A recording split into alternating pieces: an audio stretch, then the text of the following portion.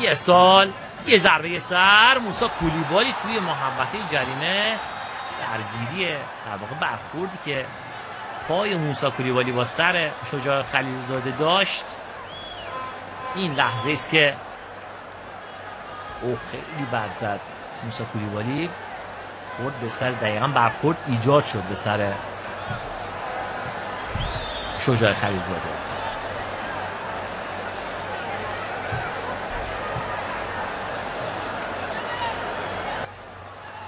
آره فکر کنم رفت کارت قرمز بده، کف پا قشنگ زد پشت سر موسی کولیبالی رو فرا خوند. کارت زرد هست، کار برای فولاد سخت شد.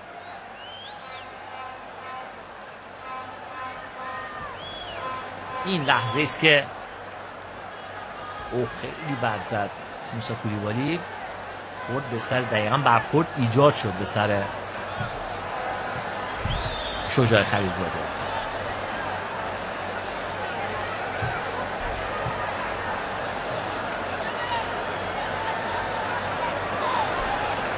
صحبت از قهرمانی هم استقلال خوزستان شد. موسی کولیبالی که از بازیکنان مؤثر اون تیم خوب عبدالله ویسی بود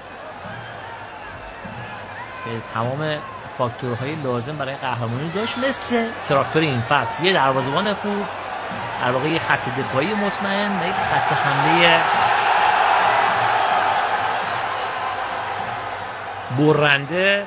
تراکتور هم در واقع از نظر تعداد گل زده هم بهترین خط حمله است، هم از نظر تعداد گل خورده بهترین خط دفاع. اشتباه، حالا دروژک هاشم نژاد توی محوطه جریمه، کار دنبال میشه. این برخوردی است که به وجود اومد بین هاشم نژاد و علی نعمتی. منتظر هست آقای بنیادیفر تا تکلیف این داستان مشخص بشه. ویارو چک میکنه. آره کنار زمینم مثل درون زمینش موثر بوده. خدا عزیزی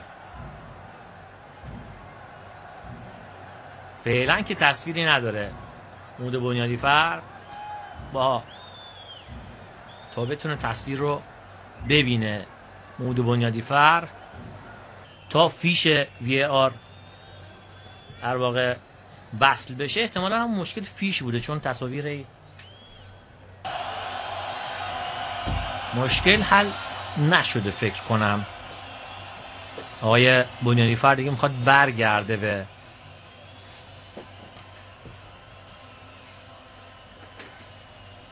زمین. اگه خودش میرفت بالا تو اتاق وی آر میدید و برمیگشت، الان رسیده بود دیگه. آقای بنیادیفر، صف بازیکنان دو تیم همه رو به تخته‌ای که سفیده و فعلا تصویری توش مشخص نیست دیگه. رنگش عوض شد، فقط رنگش عوض میشه. فکر کنم رنگ تیمای لیگ برتری رو میزنه، قرمز میزنه، آبی میزنه، زرد میزنه. برگشت آقای بنیادیفر. فکر کنم دیگه باید کار رو دنبال بکنه دیگه راهی نیست. خیلی دیگه معطل شد. نمیدونم چند دقیقه است بچه‌ها، کنم 7-8-10 دقیقه است که این اتفاق افتاده. هرچی هم فیشا رو جابجا میکنن فقط رنگش عوض میشه. قرمز بود الان شد سفید. اشتباه، حالا دروژک هاشم نژاد توی محوطه جریمه، کار دنبال میشه. این برخوردی است که به وجود اومد بین هاشم نژاد و علی نعمتی. منتظر هست آقای بنیادیفر تا تکلیف این داستان مشخص بشه. ویارو چک میکنه. آره کنار زمینم مثل درون زمینش موثر بوده. خدا عزیزی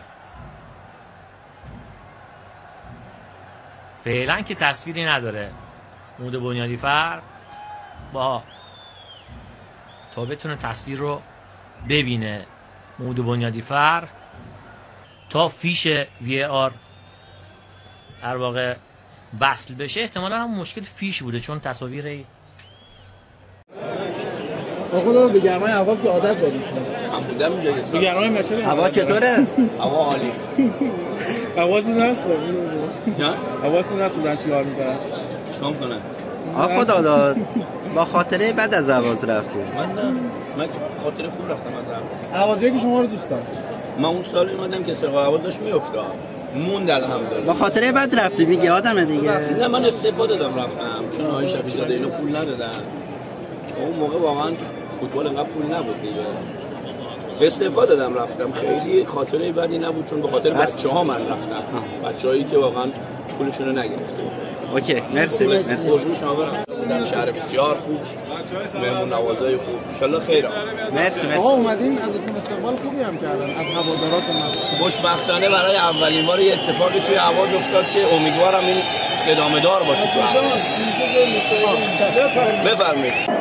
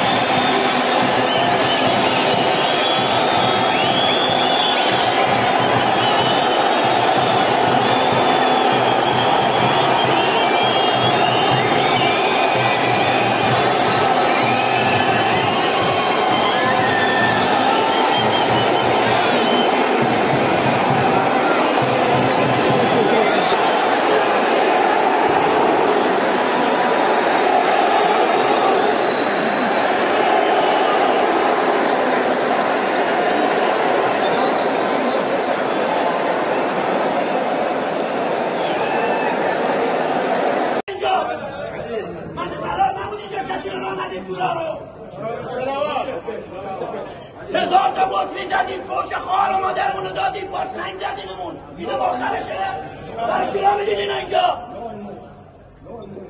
اولش گل و بلبلتون رو هوا بود یه دفعه چی شد بابا به قرآن خجالت داره برای یه نتیجه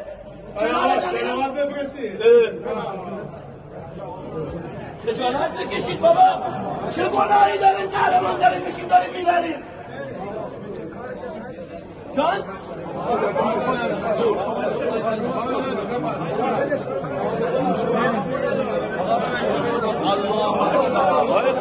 همین گل و بلبلتون همین گل و بلبل دست در نکنه همین تشویقتون توی جلسه شب قبل همین بود ممنونیم هزار تا بطری به روم زدی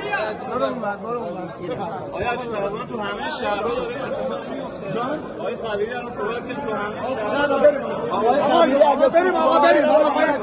شهرها بریم مصاحبه نمی‌کنیم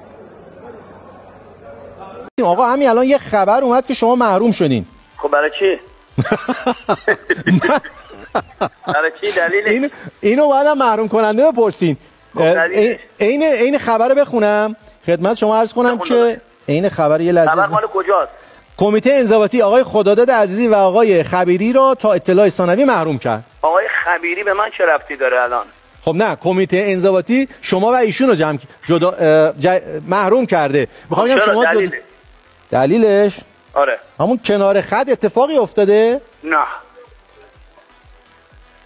اصلا من ایشونو نمیشناسم اصلا ایشون حق نداره تو زمین بیاد چجوری میشه بعد ما دوتا رو کنار هم بذاریم خنده داره دیگه این الان خنده دار شد یه مقدار خنده داره من الان مدیر تیم تراکتور میتونم کنار خط وایسم ایشون اگه مدیر عامل من نمیدونم اصلا کی هستشون ایشون نمیتونه بیاد لب خط آها یعنی شما با مدیر عامل شما ندیدیم من ندیدمش نه نمیشناسمش اصلا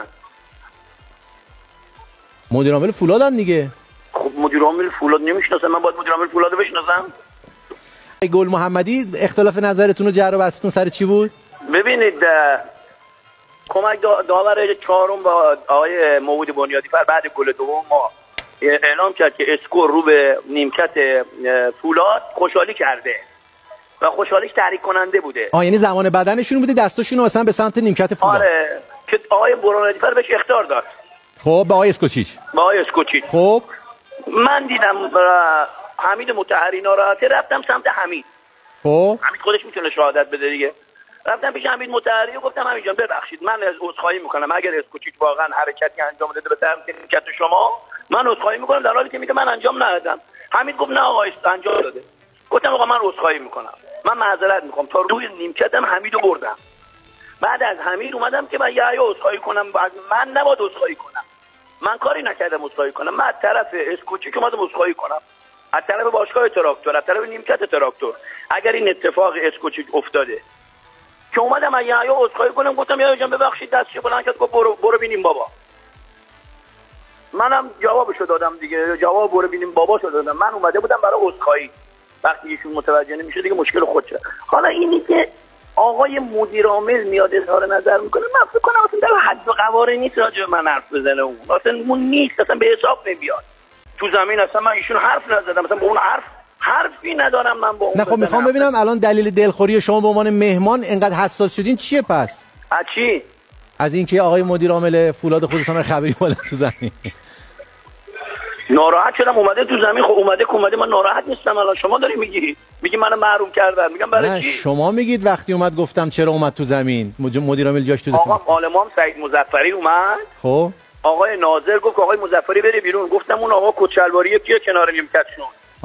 اومده داره داد بیداد میکنه. گفتن ایشون مدیر عامل فولاد. گفتم ایشون اول بره بیرون بعد مدیر عامل ما رو بیرون کن. این جمله‌ام مثلا نمیشناختم ایشون کیه، من فکر کردم حراستیه. بعد تو میکسون چی شد آقا؟ تو میکسون اتفاق نیفتاد.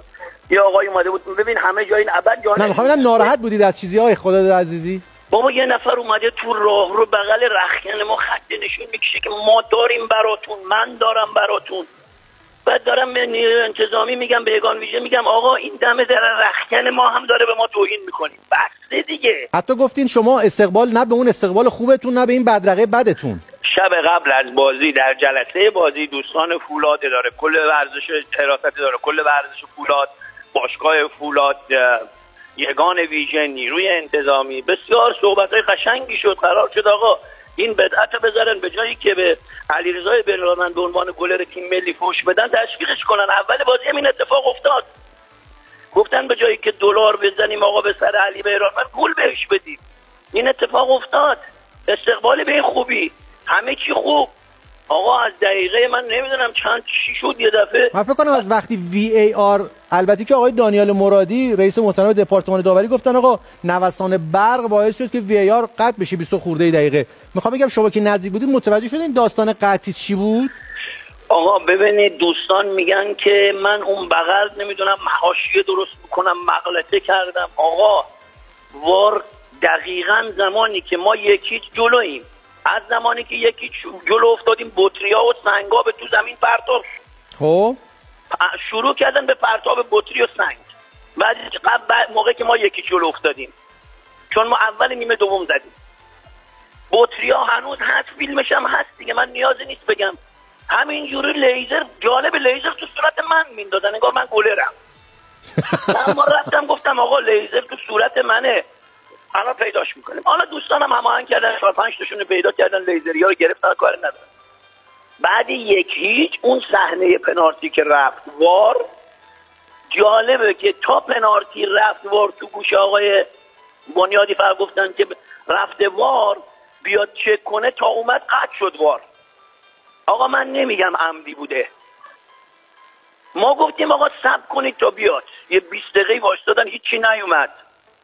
گفتیم آقا برید بالا چک کنید، گفتن این تو قانون نیست. گفتیم آقا از توی موبایل فیلم برداری شده چک کنید، گفتن نمیشه. گفتیم آقا داور چهارم بره چک کنه، گفتم نمیشه. گفتم آقا مگه میشه دقیقاً بعد از خطایی که خود وار شما رو احضار کرده اتاق وار، صحنه پنالتی رو شما یه دفعه همون لحظه که میای قطع بشه؟ الان متوجه شدی چی میگم؟ من که متوجه بودم. من داشتم از شما میپرسم که شما نزدیک بودین، چون ما قبل از که بشینیم اینجا به عنوان موجی سعی میکنیم قوانین رو مسلط بشیم، بخونیم و مطالعه کنیم، ولی خب ما چون اونجا نیستیم شما نزدیکی میگم شما بگید که آقا مهدی به گفته خودشون میگن وقتی داور میره از اتاق وار احضار میشه میره مونیتور رو ببینه، اگه مونیتور خراب باشه و جواب نده همون رأیی رو که صادر کرده تو جریان بازی، یعنی خطا گرفته یا پنالتی گرفته، همون باید برگرده به همون رأی. خب ایشون به همون رأیش برگشت و درست بود طبق پروتکل‌ها. بله. ولی ما سوالمون این بود آقا در تبریز شما عکسش عمل کردید، اینجا چرا اینجوری دارید عمل میکنید؟ خیلی هم خوب آقای عزیزی، خیلی نزدیک شدیم به قهرمانی. توکل به خدا آقا. من نمیدونم چرا یه عده اینقدر عصبی میکنه ما نزدیک میشیم به قهرمانی. چرا؟ من الان نمیدونم این بنده خدایی کدوم عده آقای عزیزی؟ من الان نمیدونم این بنده خدایی که شما میگی مدیر عامل باشگاه فولاده، این الان چرا این همه راجع به من حرف زده؟ گفته که این بنده خدا نمیدونم یه روز کشاله‌شو حواله میده، همه رو با هم قاطی کرده. نه شما رو نگفته، گفته آقای من الان مصاحبهشون هستن، آقای خبیری مدیر عامل فولاد گفتن که تراکتور در تمام شهرها مشکل درست میکنه. ما مشکل درست بعد بقیه‌ش هم بگم آقای عزیزی، بقیه‌ش هم میگم. خلیلزاده کشاله‌اش رو حواله مردم کرد، محروم نشد. آقای عزیزی باز هم تماشاگران رو تحریک کرد. اون بی اخلاق ببخشید تماشاچی رو من رفتم سمت تماشاچی تحریکش کردم، چیکار کردم؟ تحریک من چی بوده؟ شما بالا اومدی پایین تو زمین بدون اجازه، حق نداشتی بیای تو زمین. من تحریک کردم تماشاچی رو. خیلی هم خوب. آقای توتونچی ادای آدم خوبا رو در آوردم، همه بلدن. شما آقای مدیر عامل اول اومدی تو جلسه مطبوعاتی تازوندی برای خودت. من که اصلا راجع به شما صحبت نکردم، من که اصلا مصاحبه نکردم. من زمانی که اومدم بیرون به من گفتن یا آقای به اسم آقای خبیری مدیر عامل تراکتور مصاحبه کرده. من رو خط شما اومدم گفتم آقا من ایشون نمیشناسم. حالا آقا من نمیشناسم دیگه، شما اومدی رو خط، عیب نداره، شما گفتی قضاوتش با مردم. من وظیفه‌مه کنار خط از منافع باشگاه تراکتور حمایت کنم و میکنم تا آخرم میکنم، با جون دل من میکنم. اگر شماها ناراحتید که نمیتونید ما رو فوتبالی ببرید، بازی مشخصه، پنالتی رو وار قطع میشه، بازیکنتون اخراج میشه، به لطف خدا 2-1 بردیم. حالا شما هر چی میخوای بگی بگو، توهین کن به من، بگو یه گل به استرالیا زده، اصلا فوتبالیست نبوده، اخلاق نداره. آقا من هیچی ندارم، من هیچی ندار. شما حضرت علی، شما آقای کچلواری، شما آقا خوبه، من آقا بده. من برای فوتبال همون یه گل رو زدم، به کوری چشم خیلی همون یه گل رو زدم، به کوری چشم خیلی همون یه گل رو زدم که شما لگد به گربه هم خیلیاتون نزدید راجع به من اظهار نظر میکنید. آقای عزیزی